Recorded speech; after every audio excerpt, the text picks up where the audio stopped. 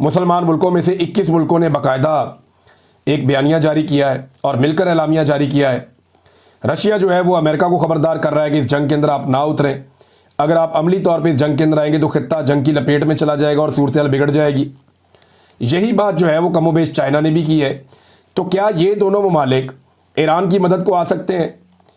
जो आसपास के मुसलमान ममालिक हैं उन्होंने तो फैसिलिटी अभी तक कोई ऐसी नहीं दी जो ईरान को डैमेज कर रही हो, बल्कि ऐसा हैरत अंगेज़ तौर पे हुआ कि मोहम्मद बिन सलमान इन्होंने खुद रब्ता किया ईरानी गवर्नमेंट से और उन्हें यकीन दहानी करवाई कि इस मामले में हमारी सपोर्ट आपके साथ है, आपके साथ ज़्यादती हुई है। बहरहाल अब अमरीका के मफादात के साथ बाकियों के मफादात अगर टकरा रहे हैं तो यहाँ पर आसिम मुनीर साहब के बारे में क्लेम किया डोनाल्ड ट्रंप ने कि उनका इत्तफाक हुआ है डोनाल्ड ट्रंप के साथ। अब क्या ये डोनाल्ड ट्रंप ने जो बात की है ये सही साबित हो जाएगी? इसमें जब तक हाफिज सैयद आसिम मुनीर साहब का या ISPR का कोई स्टेटमेंट नहीं आता तब तक आप कुछ कह नहीं सकते। लेकिन अगर ईरान में रजीम तब्दील करना है तो ये एक बड़ा लंबा प्रोसेस हो सकता है। इसका नतीजा क्या निकलेगा ये मैं आपको पहले बता देता हूँ। देखिए, ईरान में इस वक्त जो हुकूमत है ये 46 साल से है। ये 1979 में इनकलाब आया था ईरान में, तब खुमैनियों की हुकूमत बनी थी। और जब इनकलाब आया था तो उस वक्त से लेकर अब तक एक मखसूस मजहबी तरीके की हुकूमत जो है वो ईरान में चल रही है और इसका 3 नस्लों के ऊपर इन्फ्लुएंस है। लगभग 3 नस्लें हो गई हैं। चुन चुनकर वो तमाम लोग जो हैं वो भर्ती किए गए हैं फोर्सेस के अंदर जो इस नुक्ता नज़र के हामी हैं। तो जब तक कोई ग्राउंड फोर्सेस नहीं पहुंचती ईरान में तब तक ये मुमकिन नहीं है। जैसे कि अफगानिस्तान में आई थी, जैसा कि इराक के अंदर फोर्सेस उतरी थी, जैसा कि बाकी जगहों पे। क्या ईरान में ये मुमकिन होगा? तो बहुत मुश्किल लगता है। क्या ईरान की जो बड़ी क़यादत है उसे कत्ल करने के बाद ये हासिल किया जा सकता है? ये एक बहुत बड़ा सवाल है, क्योंकि आयतुल्लाह ख़ामेनी को जो है कत्ल करने के हवाले से बार बार बयानात आ रहे हैं।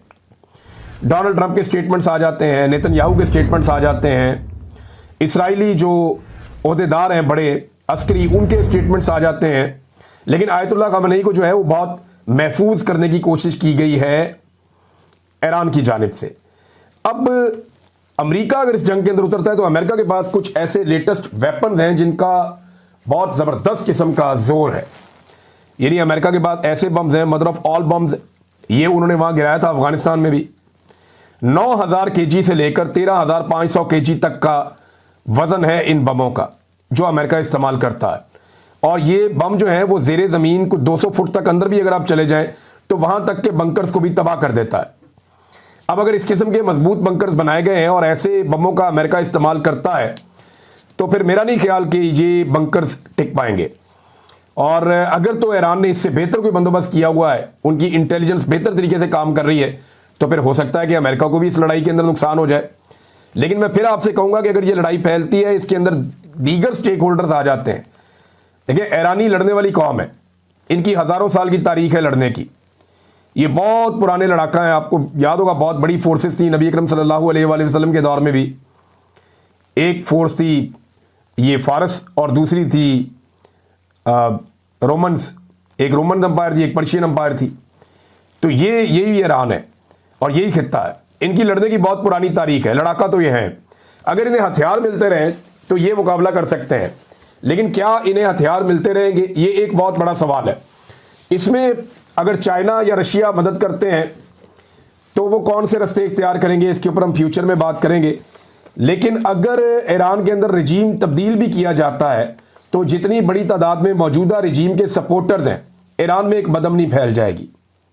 ईरान के अंदर एक खाना जंगी लग जाएगी। जैसी खाना जंगी हमने शाम में देखी थी, जैसी खाना जंगी हमने इराक में देखी थी, जैसी खाना जंगी हमने लीबिया में देखी थी। और अगर वो सूरत हाल बन जाती है तो पाकिस्तान के लिए मुश्किल फिर बढ़ जाएगी। इससे पहले भी पाकिस्तान के हमसाया अफगानिस्तान के अंदर जितनी बदअमनी रही उसके नुकसानात पाकिस्तान में आते रहे और पाकिस्तान में दहशतगर्दी बहुत ज़्यादा बढ़ गई। और अब अगर दोबारा से ईरान में कोई इस तरह की चीज़ हो जाती है खुदा न खास्ता, तो पाकिस्तान के अंदर दोबारा से इसके असरात आएंगे। इनसे हम अवॉइड नहीं कर सकते। कुछ इतलात ये आ रही है पाकिस्तान ने ईरान की तरफ जाने वाले रास्ते अभी फ़िलहाल बंद किए हैं और आमदरफ्त को रोक दिया गया है। पाकिस्तान अमेरिका को क्या दे सकता है ईरान को लेकर? तो देखें, जो सबसे इंपॉर्टेंट चीज़ होती है वो इंटेलिजेंस शेयरिंग होती है। क्योंकि देखें, एक बात डोनाल्ड ट्रंप ने बार बार की है कि ईरान को सबसे बेहतर पाकिस्तान समझता है, ईरान को सबसे बेहतर पाकिस्तान जानता है। यानी पाकिस्तान की इंटेलिजेंस ईरान के बारे में सबसे बेहतर है। अगर तो ये बात डोनाल्ड ट्रंप के दिमाग में बैठ गई है तो पाकिस्तान में, आपको पहले भी ये कह रहा था कि पाकिस्तान से अमेरिका ये डिमांड कर सकता है कि हमारे साथ ईरान के मामले में इंटेलिजेंस शेयरिंग की जाए।